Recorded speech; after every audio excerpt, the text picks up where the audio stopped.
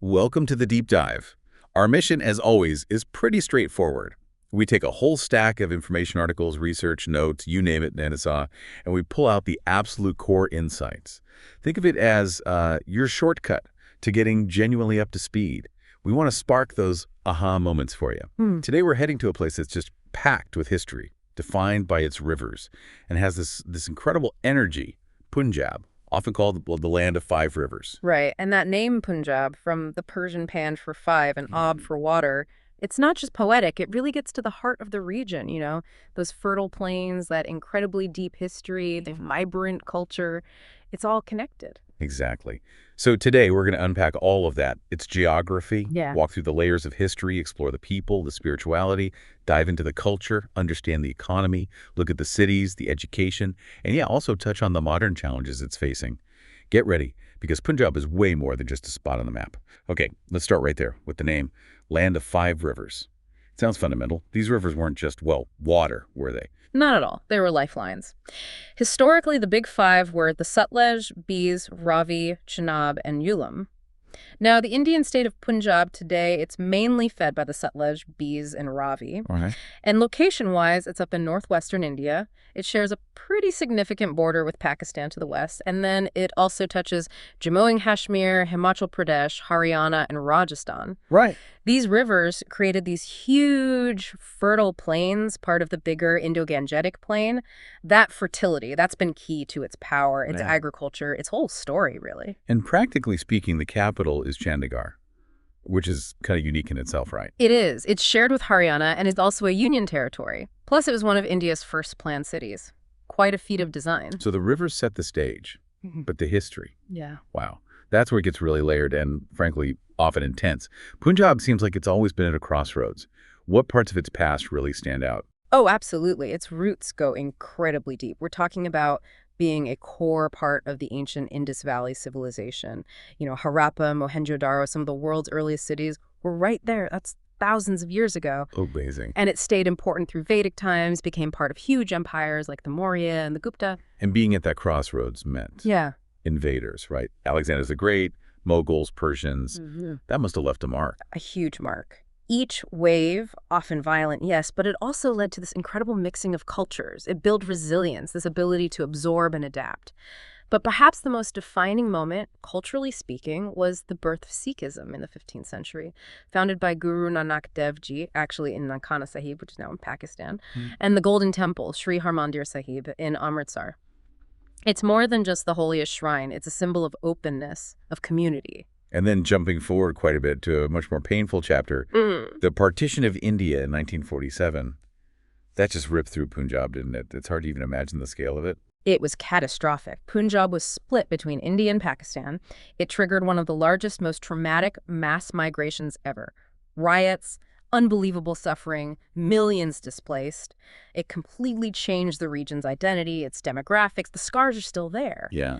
And then following that, in 1966, the Punjab Reorganization Act further divided the Indian side, creating Haryana and Himachal Pradesh.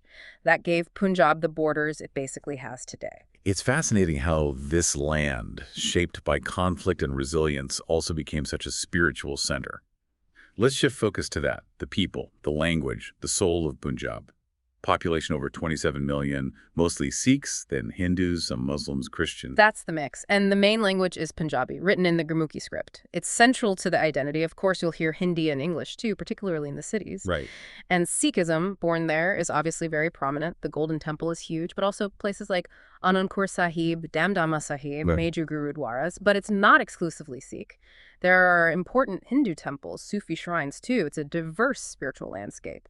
And those practices like Langar and Seva, they seem really special, more than just religious duties. Yeah, absolutely. Langar, the community kitchen, anyone, literally anyone, can walk in, sit down, and share a free meal, no questions asked about faith or background. It's a powerful statement of equality. Wow. And Seva, selfless service. It's just ingrained in the culture. You see it everywhere, not just in religious settings. It's about community helping each other out. It really speaks volumes about Punjabi hospitality. Okay, let's dive into the culture now. The really vibrant stuff, the celebrations, the music, the food. Well, what makes it all so distinct? Well, the calendar's full. Baisakhi is huge. It's the new year, but also a major harvest festival, Hmm. celebrating the land's bounty. Then there's Lohri, marking winter's end with bonfires and food. And of course, Guru Nanak Jayanti, Diwali, Holi, all celebrated with huge energy and community spirit. And the music and dance, Bhangra and Gidda. You just hear that beat and you want to move. How did they become such global phenomena? They really did take over the world, didn't they? Bhangra started as a male harvest dance. Gidda is the female equivalent. They're just so full of life, so expressive. Yeah. They went from farm fields to global stages, instruments like the dole drum, the tumbi, they give it that unique sound, and Punjabi pop and folk music now have fans everywhere. And the food. We have to talk about the food. I'm getting hungry just thinking about it. Yeah. Why is Punjabi cuisine so universally loved? Huh. Yes, it's definitely world famous and incredibly rich and satisfying. Think maki di roti with sarson da saag, corn flatbread with mustard greens, butter chicken, which needs no introduction, Definitely not. cooling lassi, spicy chol bhature, all sorts of amazing tandoori dishes. It's typically quite heavy on dairy, lots of ghee, butter, paneer, and wheat. Big, bold flavors, generous use of spices. It's comfort food elevated, really, born from that rich land. And what about traditional clothing? Gives such a visual sense of the culture. Right. For men, you often see the kurta pajama and very significantly the turban or pagdi, which holds deep cultural and religious meaning for Sikhs. For women, the salwar kameez is very common, practical, yet elegant, often paired with these beautiful fulkari dupattas, scarves with incredibly vibrant, detailed embroidery. Okay, so from culture to economy. Punjab is often called India's granary, or breadbasket. That sounds pretty crucial. It is absolutely crucial. Agriculture is the backbone. It produces a huge amount of India's wheat and rice, plus maize, sugarcane, cotton. It was right at the center of India's Green Revolution back in the 60s and 70s that hugely increased food production for the whole country. A game changer. Definitely. Though, as we'll touch on, that intense focus also created some long-term environmental challenges. Right, but it's not just farms, is it? What about industry? No, there's a strong industrial base, too. Ludhiana is a major hub. Textiles, bicycles, hand tools, lots of manufacturing. Jalandhar is famous for sports goods, think cricket bats, hockey sticks exported worldwide. Plus you have growing sectors like tourism, food processing, and a significant dairy industry across the state. And there's that global connection to the Punjabi diaspora. Yeah. They seem incredibly connected back home. Very much so. There's a huge number of NRIs, non-resident Indians, particularly in the UK, Canada, the US, Australia. They contribute significantly through remittances, sending money back, which boosts the local economy. But it's more than just money. They're also cultural ambassadors, keeping traditions alive abroad and influencing things back in Punjab, too. It's a real two-way street. Let's do a quick tour of the main cities. They each seem to have their own flavor. They really do.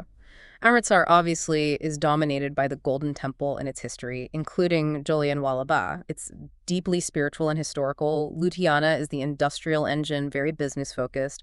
Jalandhar is the sports and media hub.